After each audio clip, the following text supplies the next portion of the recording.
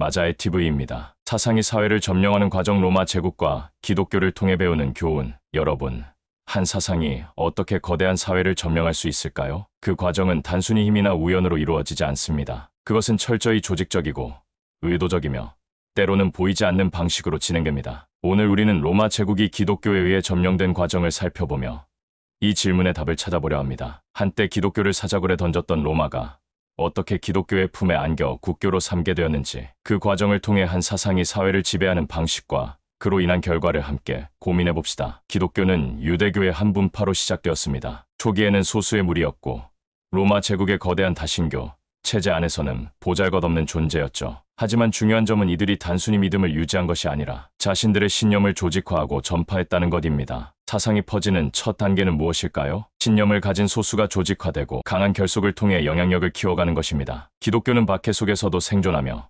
카타콤과 같은 지하 네트워크를 형성했습니다. 그들의 메시지는 단순했지만 강력했습니다. 모든 사람은 평등하다. 죽음 이후에는 영원한 삶이 있다. 교훈. 오늘날에도 어떤 사상이 사회를 점령하려면 이렇게 소수에서 출발해 조직과 결속을 강화하는 단계부터 시작합니다. 처음에는 미약해 보여도 그들은 흔들리지 않는 믿음으로 계속 성장합니다. 로마 제국은 처음에는 기독교를 단순한 방해 요소로 여겼습니다. 그래서 사자굴에 던지고 십자가에 못 박으며 기독교를 없애려 했습니다. 그런데 이 탄압은 오히려 기독교를 더 강하게 만들었습니다. 왜 탄압이 확산을 부추길까요? 첫째, 희생자는 항상 사람들의 동정을 끌어냅니다. 둘째, 억압받는 사상은 더 결속을 강화하며 숭고하게 여겨지죠. 셋째, 박해를 통해 그들의 메시지가 진실하다는 인식을 사람들에게 심어줍니다. 예시 디오클레티아누스 황제가 대규모 탄압을 벌였던 시기, 기독교는 더욱 결속을 다지고 성장했습니다. 이 시기를 지나면서 기독교는 단순한 신앙이 아니라 불굴의 정신의 상징이 되었습니다. 여기서 중요한 전환점이 등장합니다. 바로 콘스탄티누스 대제입니다. 그는 단순히 기독교를 인정한 것이 아니라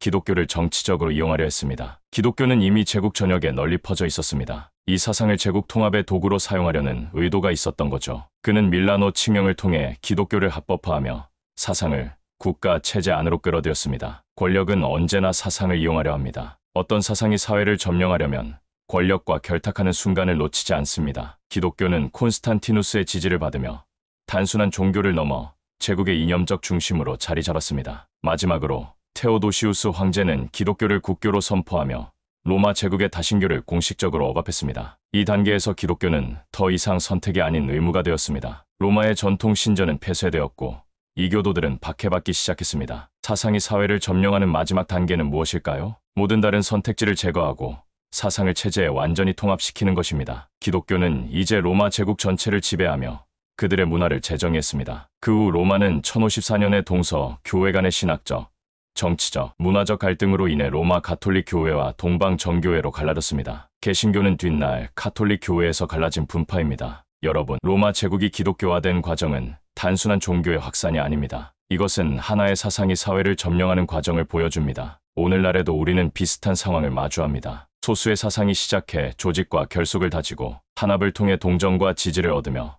결국 권력을 통해 제도화되고 강제적인 동화로 이어집니다. 이 과정은 단순히 역사 속 이야기로만 끝나는 것이 아닙니다. 우리가 이러한 과정을 경계하지 않으면 특정 사상이 전체 사회를 지배하고 그 결과로 모든 다양성과 선택권이 사라질 수 있습니다. 여러분, 로마가 기독교에 의해 점령된 과정을 통해 배울 점은 무엇일까요? 우리가 속한 사회에서 어떤 사상이 비슷한 방식으로 확산되고 있지는 않은가요? 그리고 그 결과는 과연 우리에게 유익할까요?